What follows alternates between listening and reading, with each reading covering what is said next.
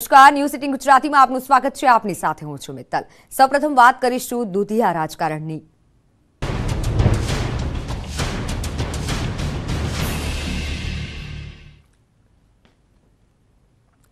તો બરોડા ડેરીના રાજકારણમાં ફરી એકવાર ગરમાવો આવ્યો છે। કેતન ઇનામદારમાં ફરી ભ્રષ્ટાચારના આક્ષેપો લાગ્યા છે। કેતન ઇનામદાર પર ફરી ભ્રષ્ટાચારના આક્ષેપો લાગ્યા છે। કોલ્ડ રૂમના મેન્ટેનન્સના ટેન્ડરમાં ભ્રષ્ટાચારનો આરોપ લાગ્યો છે।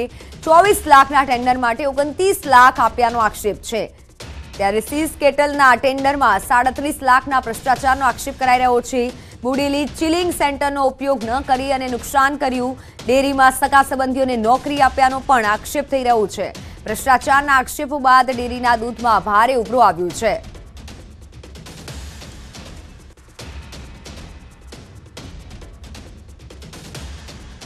તો સહકારી ક્ષેત્રમાં ફરી એકવાર ગરમાવો આવ્યો છે। બરોડા ડેરીના રાજકારણમાં ગરમાવો આવ્યો છે કારણ કે કેતન ઇનામદાર પર જે આક્ષેપો લાગ્યા છે અને આ સાથે સગા સંબંધીઓને નોકરી આપ્યાના પણ આક્ષેપો લાગ્યા છે।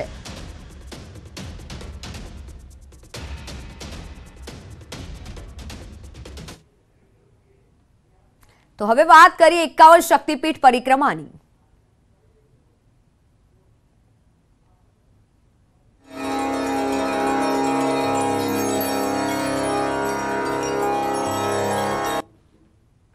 તો અંબાજી ખાતે 51 શક્તિપીઠ પરિક્રમા મહોત્સવનો આજથી પ્રારંભ થઈ રહ્યો છે, જેમાં મોટી સંખ્યામાં ઉમટી રહ્યા છે શ્રદ્ધાળુઓ। પરિક્રમા મહોત્સવ 5 દિવસ સુધી ચાલશે।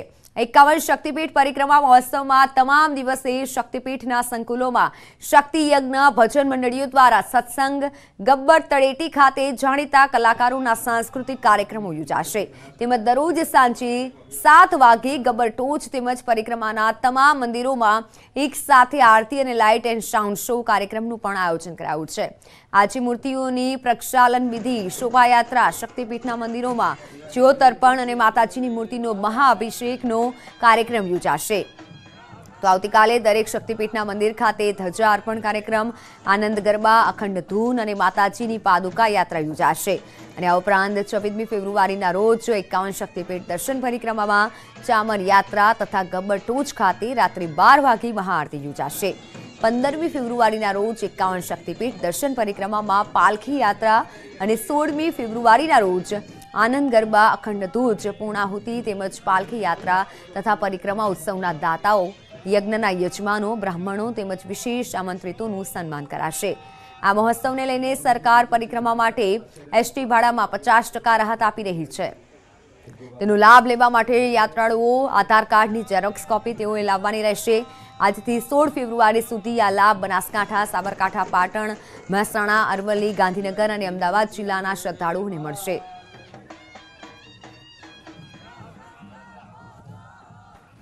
ધામમાં આજથી કહી શકાય છે કે ગબ્બરનો 9મો પાટોત્સવ શરૂ થવા જઈ રહ્યો છે। તેને ગબ્બર પરિક્રમા મહોત્સવનું પણ નામ આપવામાં આવ્યું છે। અને આ પરિક્રમા આજથી શરૂ થશે કે જેના રાજ્યના કેબિનેટ પ્રધાન બલવંતસિંહ રાજપૂત જે છે એ પ્રારંભ કરાવવાના છે। આપણે બતાવવા માંગીશ કે હાલ તબક્કે જે રીતે પરિક્રમા મહોત્સવ સ્ટાર્ટ થવાની જો પ્રારંભ થવાની છે તેને લઈને સંપૂર્ણ તૈયારીઓ કરી દેવામાં આવી છે। અને હવે થોડી ક્ષણોમાં એમ કહી શકાય છે કે થોડી જ વારમાં કેબિનેટ મંત્રી શ્રી બલવંતસિંહ રાજપૂત ગબ્બર ખાતે પહોંચશે અને ગબ્બર ખાતે પહોંચી અને આ પરિક્રમાનો જે છે એ પ્રારંભ કરાવશે। અને આ 9મી વખત જે થવા જઈ રહ્યું છે, 8 વખતની સંપૂર્ણપણે સફળતા બાદ આ 9મી વખત અંબાજી મંદિર દેવસ્થાન ટ્રસ્ટ યાત્રાધામ વિકાસ બોર્ડ દ્વારા આ પરિક્રમાનો પ્રારંભ કરવામાં આવ્યો છે। અને ચોક્કસપણે આપણે બતાવીશ કે આ જે પરિક્રમા પથ છે જે છે એ શક્તિપીઠનું જે લોકાર્પણ છે એ જે ગુજરાતના તત્કાલીન નરેન્દ્ર મોદીના હાલના વડાપ્રધાન શ્રી નરેન્દ્રભાઈ મોદી દ્વારા આ પ્રારંભ કરવામાં આવ્યો હતો। ને એ રીતે કહી શકાય છે કે હાલ આ અંબાજીમાં જે પરિક્રમા મહોત્સવનો છે ટૂંક સમયમાં પ્રારંભ થવા જઈ રહ્યો છે અને મોટી સંખ્યામાં શ્રદ્ધાળુઓ પણ થનગની રહ્યા છે। અને હાલ તબક્કે લાઈન લગાવીને ઊભા છે મારી પરિક્રમા જે પ્રારંભ થાય તેની પણ રાહ જોઈને બેઠા છે। મહેન્દ્ર અગ્રવાલ, ન્યૂઝ 18 ગુજરાતી, અંબાજી ગબ્બર। તો જગપ્રસિદ્ધ યાત્રાધામ અંબાજી ખાતે આજથી 16 ફેબ્રુઆરી સુધી પરિક્રમા મહોત્સવ યોજાશે। અંબાજી માતાના પ્રાગટ્ય સ્થાન ગબ્બર તળેટી ખાતે 51 શક્તિપીઠ પરિક્રમા મહોત્સવ યોજાઈ રહ્યો છે, જેમાં જય ભોલે ગ્રુપ અમદાવાદના દીપેશભાઈ બી પટેલ અને સભ્યો દ્વારા જગતજનની મા અંબાને પવિત્રતાના પવિત્ર સમી ચામર અર્પણ કરવામાં આવશે। આ ચામર હિમાલયના પહાડોમાં જોવા મળતી દુર્લભ સફેદ ગાયની પૂંછડીના વાળમાંથી બનાવવામાં આવી છે। આજે અંબાજી ખાતે પરિક્રમા મહોત્સવના ઉદ્ઘાટન પ્રસંગે ભવ્ય ચામર યાત્રા યોજાશે।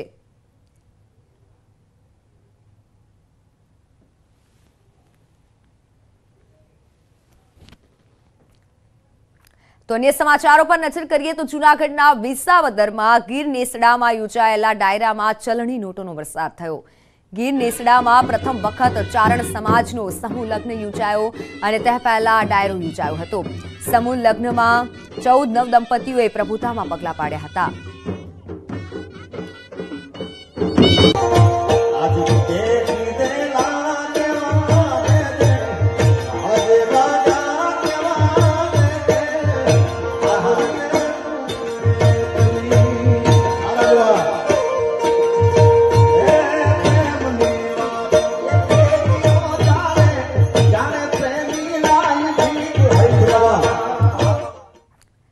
તો પીએમ મોદી આજે દેશને આપશે મોટી ભેટ, જેમાં દેશના મોટા પ્રોજેક્ટ દિલ્હી મુંબઈ એક્સપ્રેસ વેના ફેઝ 1નું પ્રધાનમંત્રી મોદી આજે ઉદ્ઘાટન કરશે. લગભગ 1386 કિલોમીટર લાંબો એક્સપ્રેસ વે દિલ્હી અને મુંબઈને જોડશે અને મુસાફરોનો સમય લગભગ 12 કલાક જેટલો ઘટાડી નાખશે. દિલ્હી મુંબઈ એક્સપ્રેસ વે શરૂ થતા બાદ અનેક શહેરો વચ્ચેનું અંતર પણ ઘટી જશે. આ એક્સપ્રેસ વેના રસ્તામાં અનેક મોટા શહેરો આવે છે, જેમાં ગુજરાતના શહેરોને પણ ફાયદો થવાનો છે. આ પ્રોજેક્ટ માટે 5 રાજ્યો દિલ્હી, હરિયાણા, રાજસ્થાન, ગુજરાત અને મહારાષ્ટ્રમાંથી 15,000 હેક્ટર જમીનનું સંપાદન કરાયું છે. આ એક્સપ્રેસ વેનો ડ્રોન વિડીયો પણ કેન્દ્રીય મંત્રી નીતિન ગડકરીએ શેર કર્યો છે. હવે દિલ્હી અને જયપુર વચ્ચેના પ્રવાસનો સમય ઘટી 3.5 કલાકનો થઈ જશે. તો આ એક્સપ્રેસ વે પર મુસાફરોના અનુભવને સારો બનાવવા માટે રસ્તામાં 94 સાઇડ સીન અને સુવિધાઓ પણ કરાઈ છે. એક્સપ્રેસ વે પર 40થી વધારે મુખ્ય ઇન્ટરચેન્જ હશે, જે કોટા, ઇન્દોર, જયપુર, ભોપાલ, વડોદરા અને સુરતની કનેક્ટિવિટી સુધારશે. આ ઉપરાંત Delhi Mumbai expressway 8 lane express નિયંત્રિત ગ્રીનફિલ્ડ એક્સપ્રેસ વે હશે, જેને ભવિષ્યમાં 12 લેન સુધી વિસ્તૃત પણ કરી શકાશે. તો દિલ્હી મુંબઈ એક્સપ્રેસ વેથી દિલ્હી અને મુંબઈ વચ્ચેનું અંતર 180 કિલોમીટર જેટલું ઘટી જશે. અગાઉ આ અંતર 1424 કિલોમીટર હતું, જે હાઈવે ખુલ્યા બાદ ઘટી 1242 કિલોમીટર થઈ જશે. આ એક્સપ્રેસ વે એશિયાનો પ્રથમ અને વિશ્વનો બીજો એક્સપ્રેસ વે છે અને જ્યાં વન્યજીવો માટે ઓવરપાસની સુવિધા આપવામાં આવી છે.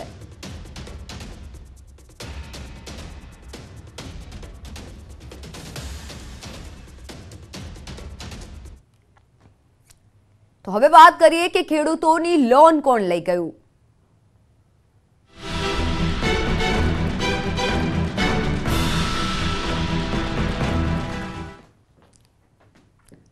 તમે 1 લાખની લોન લીધી હોય અને તમને બેંક 4 લાખ લોન બાકી હોવાની નોટિસ ફટકારે તો શું થાય? આવું જ કંઈક થયું છે દાહોદના ઝાલોદના ખેડૂતો સાથે. કૃષિ લોનનું મસ્ત મોટું કૌભાંડ થયું હોવાનો આક્ષેપ થયો છે, પર્દાફાશ થયો છે.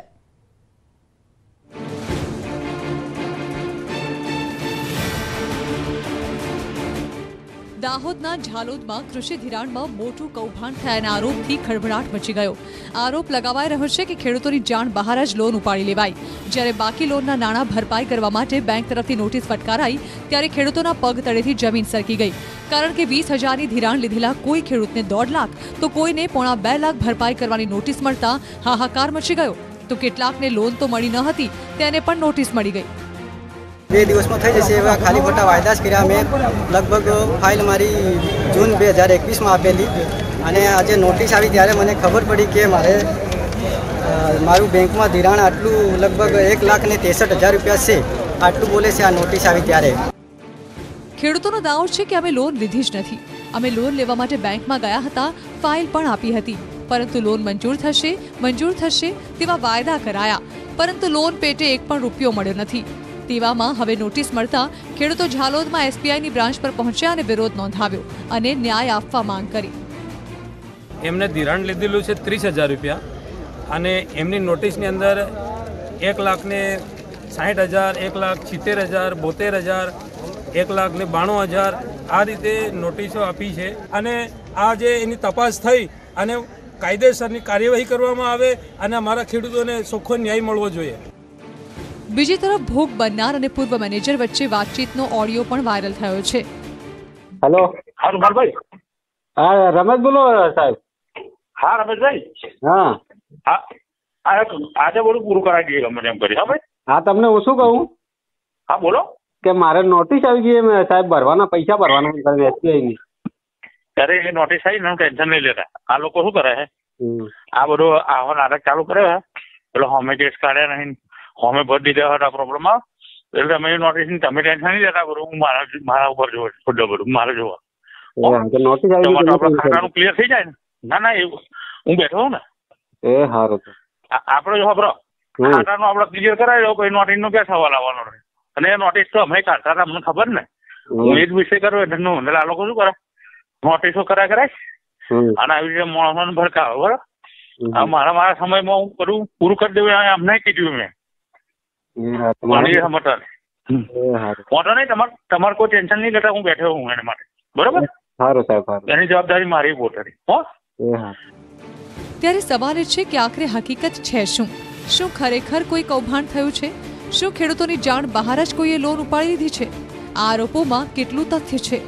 સાબિત ભાભોર, ન્યૂઝ 18 ગુજરાતી, દાહોદ. તો હવે વાત કરીએ વાતાવરણના ટ્રિપલ એટેકની.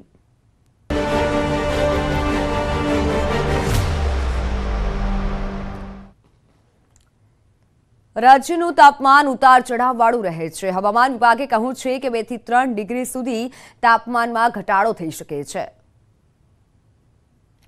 ઠંડી અને ગરમી અને માવઠાના વાતાવરણ વચ્ચે હવામાન વિભાગની મહત્વની આગાહી સામે આવી. હવામાન વિભાગે કહ્યું કે રાજ્યમાં 2 દિવસ બાદ થોડી ઠંડી વધશે, જો કે આગામી 24 કલાક તાપમાન યથાવત રહેશે. 48 કલાક બાદ વેસ્ટર્ન ડિસ્ટર્બન્સની અસર પૂરી થતા તાપમાનમાં થશે 2 થી 3 ડિગ્રી સુધીનો ઘટાડો. बिकॉज एक WD अप्रोच हो रहा है वेस्टर्न डिस्टर्बेंस, उसके वजह से मॉइस्चर अभी आ गया. सुबह अभी आज भी बादल भी थोड़ा बन गया था, इसलिए मॉइस्चर भी मिनिमम राइस हो गया. बट जैसे निकल जाएंगे WD आगे जाएंगे तो हमारा मिनिमम टेम्परेचर 2 से 4 डिग्री फॉल के जहाँ से 1 दिन के बाद. રાજ્યમાં મિશ્ર ઋતુ વચ્ચે હવામાન નિષ્ણાંત અંબાલાલ પટેલે પણ કહ્યું હતું કે 12-13 ફેબ્રુઆરીએ વાદળછાયું વાતાવરણ રહેશે. 19 ફેબ્રુઆરીથી ગરમીનો પ્રકોપ જણાશે. ફેબ્રુઆરીના અંત સુધીમાં તાપમાન 38 ડિગ્રી થવાની સંભાવના છે. માર્ચમાં ગરમીનો પારો 40 ડિગ્રી પર પહોંચી જશે. અંબાલાલ પટેલના અનુમાન પ્રમાણે રાજ્યમાં ધીમે ધીમે ગરમી વધવાની હવે શરૂઆત થઈ રહી છે અને ધીમે ધીમે ગરમીનું પ્રમાણ વધશે. સતત બદલાતા વાતાવરણથી ઊભા પાક પર ખતરો મંડરાયો. ગાઢ ધુમ્મસે ધોરાજી પંથકને બાનમાં લીધું. રાજ્યમાં સતત બદલાઈ રહેલા વાતાવરણે ખેડૂતોની ચિંતા વધારી. તેજ પવન અને ઉડી રહેલી ધૂળની ડમરીઓ જાણે કે એવું લાગે કે ભર ચોમાસાની સ્થિતિ છે, પરંતુ શિયાળામાં ચોમાસા જેવું વાતાવરણ સર્જાયું હોય એવા દ્રશ્યો સાબરકાંઠા પંથકના છે. વહેલી સવારથી વાદળછાયું વાતાવરણ છવાયું, સાથે જ જોરદાર પવન ફૂંકાયો. માવઠા જેવો માહોલ સર્જાતા સમગ્ર સાબરકાંઠા પંથકના ખેડૂતોમાં ચિંતા વધી. જો હાલ કમોસમી વરસાદ પડે તો ઊભો પાક તબાહ થઈ જાય એવી દહેશત ખેડૂતોમાં છે. આ તરફ સૌરાષ્ટ્રના કેટલાક વિસ્તારોમાં પણ વાતાવરણે કરવટ બદલી. રાજકોટના ધોરાજીમાં સતત બીજા દિવસે ધુમ્મસનું સામ્રાજ્ય છવાયું. ધોરાજી અને આસપાસના વિસ્તારમાં ગાઢ ધુમ્મસ જોવા મળ્યો. ગાઢ ધુમ્મસને કારણે ખેડૂતોની ચિંતામાં વધારો થયો. ધુમ્મસને કારણે રોડ પર વાહન ચાલકો પણ મુશ્કેલીમાં મુકાયા. ધોરાજી પંથકમાં વારંવાર વાતાવરણ પલટાને કારણે ખેડૂતોના પાક પર ખતરો મંડરાયો છે. ઘઉં, ચણા, જીરું, ડુંગળીના પાકોમાં નુકસાનીની ભીતિ સેવાય. Welcome back. નજર કરીએ અન્ય સમાચારો પર તો હાલ મોટા સમાચાર સામે આવ્યા છે, જેમાં આધુનિક યુગમાં પણ અંધશ્રદ્ધાનો વધુ એક કિસ્સો, જેમાં સારવારના નામે બાળકીને શરીર પર ડામ આપવામાં આવ્યા. પોરબંદરની આ ઘટના કે જ્યાં પોરબંદરના બખરલા ગામે આ ઘટના બની છે. પરિવાર બાળકીને સારવાર માટે ભુવા પાસે લઈ ગયો હતો. 2 માસની બાળકીને સારવારના નામે ડામ આપવામાં આવ્યા છે. કફની સારવાર માટે ભુવાએ ડામ આપ્યા છે. લોખંડના સળિયા વડે બાળકીને છાતી પર ડામ આપ્યા છે. આધુનિક યુગમાં આજે ઘટના સામે આવી છે અંધશ્રદ્ધાની. કફની સારવાર માટે પરિવાર બાળકીને ભુવા પાસે લઈ ગયો અને ભુવાએ બાળકીને સળિયાથી ડામ આપ્યા છે. લોખંડના સળિયા વડે બાળકીને છાતી ઉપર ડામ આપ્યા છે. પોરબંદરની આ ઘટના સામે આવી છે, જેમાં અંધશ્રદ્ધાનો આ વધુ એક કિસ્સો છે. અવારનવાર અંધશ્રદ્ધાથી જે ઇજા પહોંચે છે અને જે ઘટનાઓ સામે આવે છે, વધુ એક ઘટના સામે આવી છે પોરબંદરથી કે જ્યાં 2 માસની બાળકીને શરીર ઉપર ડામ આપવામાં આવ્યા છે. સારવારના નામે બાળકીને શરીર ઉપર ડામ અપાયો છે. જો કે પરિવાર બાળકીની સારવાર કરવા માટે ભુવા પાસે આ બાળકીને લઈ ગયો હતો. 2 માસની બાળકીને સળિયાથી ડામ આપવામાં આવ્યા છે. અંધશ્રદ્ધાનો વધુ એક કિસ્સો પોરબંદરથી આવ્યો. એની ઓક્સિજન ટકાવારી 60-65% જ હતી અને એની તપાસ કરી ત્યારે અમને ખબર પડી કે છાતી ઉપર દાઝેલાના નિશાન હતા. પૂછપરછ કરતાં જાણવા મળ્યું કે બાળકને 2-3 દિવસથી તકલીફ હતી અને ડામ દેવડાવેલા હતા. ભુવા પાસે જઈ અને બાળકને છાતી ઉપર ડામ દેવડાવેલા હતા, જેના લીધે બાળકની તકલીફ વધી ગઈ હતી અને બાળકને છાતી પર દાઝી તો ગયું અને સાથે સાથે શ્વાસની તકલીફ પણ વધી ગઈ હતી અને પછી બાળકને બહુ ગંભીર સ્થિતિમાં અહીંયા લાવવામાં આવેલું. એની ઓક્સિજન ટકાવારી. તો વિજ્ઞાન જાથાના ચેરમેન જયંતભાઈ પંડ્યા આપણી સાથે જોડાઈ ગયા છે. જયંતભાઈ, ન્યૂઝ 18 ગુજરાતીમાં સ્વાગત છે. જે પોરબંદરની ઘટના સામે આવી છે, જેમાં 2 માસની બાળકીને આ રીતે સળિયાથી ડામ આપવામાં આવ્યો છે અને પરિવાર ખુદ લઈ ગયો હતો સારવાર માટે, શું કહેશો પહેલા? એક તો આ જે 2 માસની બાળકીને જઘન્ય કૃત્ય કર્યું છે એ માફ કરવા યોગ્ય નથી અને બીજું કે કડકમાં કડક જાથા નિંદા કરે છે અને જે કઈ પરિવાર હોય કે ભૂ હોય એની સામે પોલીસ તંત્ર કડક કાર્યવાહી કરે, એના સામે પોલીસ ફરિયાદ પણ દાખલ કરવામાં આવે, સરકાર પોતે ફરિયાદી થઈ જાય. વિજ્ઞાન જાથા અત્યારે સુરતની અંદર એક પર્દાફાશ માટે જઈ રહી, ત્યાંથી અમે સીધા પોરબંદરની અંદર જે ઘટના બની છે તેની મુલાકાત લેશું, દીકરીની મુલાકાત લેશું.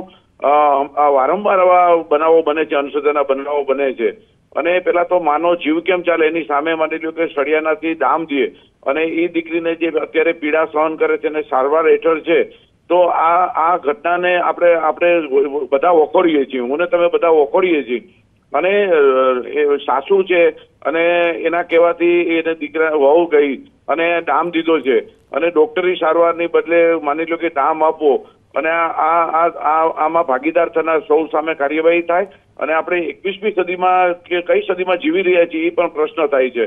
વિજ્ઞાન ટેકનોલોજી યુગમાં આવા વારંવાર બનાવો બને છે જે દુઃખદાયક છે અને પીડાદાયક છે, એટલે આપણે સૌ નિંદા કરીએ અને એની સામે જાથા આ ગંભીરતાથી લઈ અને દીકરીને જેને ડામ આપ્યો છે એમાં સંડોવાયેલા તમામ સામે કાર્યવાહી થાય તેવી માગણી કરે છે. હા, બિલકુલ જયંતભાઈ, કારણ કે 21મી સદી અને એમાં પણ અંધશ્રદ્ધાના જે કિસ્સા છે વધતા જાય છે. પરિવાર ખુદ 2 માસની બાળકીને લઈ ગયો છે, જાગૃતતાનો પણ ક્યાંક અભાવ છે અવારનવાર અને હવે તો આવી ઘટનાઓ વધી રહી છે.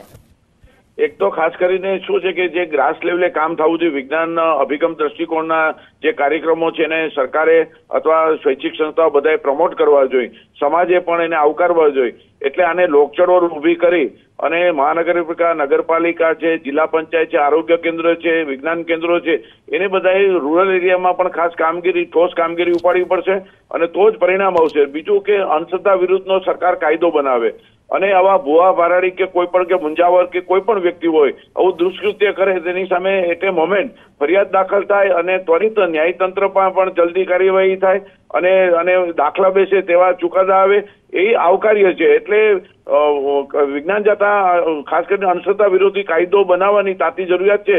રાજ્ય સરકાર અને કેન્દ્ર સરકાર આ ગંભીર બાબતની નોંધ લે તેવી પણ જાથા અપીલ કરે છે. બીજી વાત જયંતભાઈ કે આ જે પણ પરિવાર હોય છે કે આવી રીતે અંધશ્રદ્ધામાં ડૂબેલો હોય છે તે લોકોનું ક્યાંક બ્રેન વોશ કરી નાખવામાં આવ્યું હોય છે આ ભુવાઓ દ્વારા અથવા તો કોઈ પણ તાંત્રિક દ્વારા. જયંતભાઈ, આભાર ન્યૂઝ 18 ગુજરાતી સાથે જોડાવા બદલ. તો હાલ જે પ્રમાણેની ઘટના સામે આવી છે, અંધશ્રદ્ધાના કિસ્સાઓ વધી રહ્યા છે. પોરબંદરની આ ઘટના કે જ્યાં આધુનિક યુગમાં અંધશ્રદ્ધાનો આ વધુ કિસ્સો સામે આવ્યો છે. અંધશ્રદ્ધાનો આ કિસ્સો પોરબંદરથી સામે આવ્યો, જેમાં સારવારના નામે બાળકીને શરીર ઉપર ડામ આપવામાં આવ્યા છે. માત્ર 2 માસની આ બાળકી કે જેને સારવારના નામે શરીર ઉપર ડામ આપવામાં આવ્યા છે.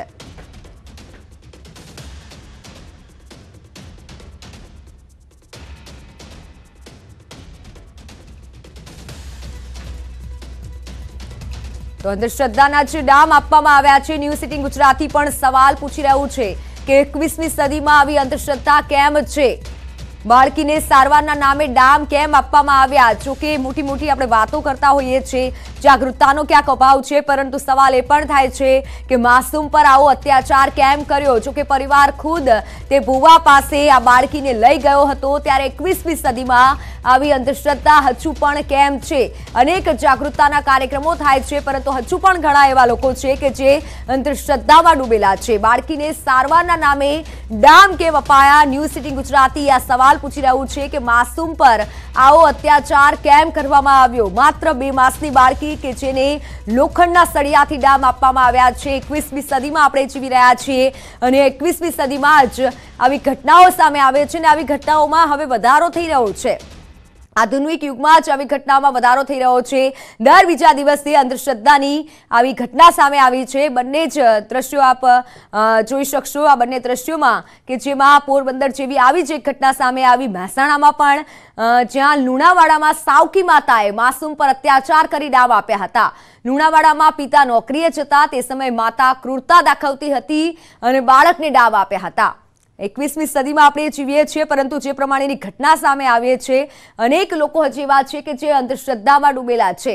જાગૃતતાનો પણ ક્યાંક અભાવ છે અને પબ્લિક પણ જાગૃત થવા ક્યાંક ને ક્યાંક નથી માંગતી। अन्य समाचारों पर नजर करिए तो રાજકોટમાં જાહેરમાં પાર્ટીને રોકવા જતા ઘર્ષણ થયું। જાહેરમાં જન્મદિવસની ઉજવણી કરતા હતા યુવકો, જ્યારે પોલીસે જાહેરમાં ઉજવણી કરતા અટકાવતા ઘર્ષણ થયું। કેટલાક યુવકો નશાની હાલતમાં હોવાનો પણ આક્ષેપ થઈ રહ્યો છે। માલવીયાનગર પોલીસે 9 સામે ફરિયાદ નોંધી છે। મારામારી અને ટોળા પોલીસ પર હુમલો કરવામાં આવ્યો છે તેમાં કલમો હેઠળ ગુનો નોંધાયો છે।